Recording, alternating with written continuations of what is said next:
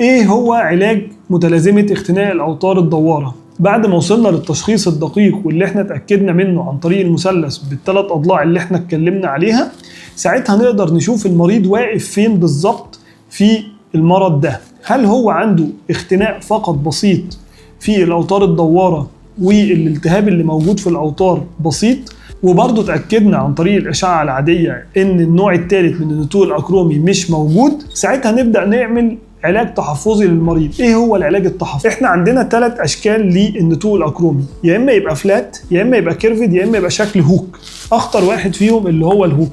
لان هو لو هوك وانا حاولت احرك المفصل كده هيحك فيه الاوتار الدوارة مباشرة، معروفة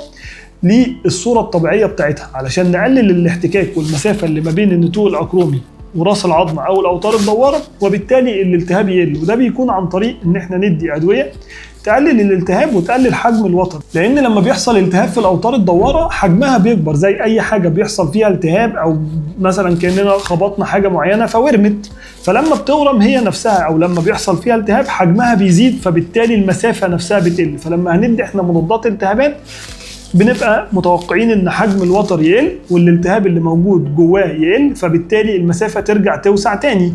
ومع العلاج الطبيعي اللي احنا بنخلي المريض يعمله، وعادة بيكون من 6 ل 12 جلسة، ساعتها العضلات المحيطة بالمفصل بتكون بقت أقوى، وبيكون البايوميكانكس والديناميكية بتاعت حركة الكتف رجعت لطبيعتها، وبالتالي حركة الأوتار واحتكاكها بالنتوء الأكرومي أو احتكاك راس العظمة نفسها مع النتوء الأكرومي قل تماما، والمريض بيرجع لحياته الطبيعية إن شاء الله بدون أي مضاعفات. أما بقى لو المريض كان بيعاني من متلازمة اختناق الأوتار الدوارة لفترة طويلة جدا وما تعالجش، أو العلاج التحفظي ما جابش معاه نتيجة كافية، ساعتها لازم نتأكد إن ما حصلش قطع في الأوتار الدوارة، أو إن ما بقاش فيه زايدة عظمية اتكونت في النتوء الأكرومي وحولته ليه ما يشابه النوع الثالث اللي هو بيبقى عبارة عن هوك، وبالتالي يزود احتكاك النتوء الأكرومي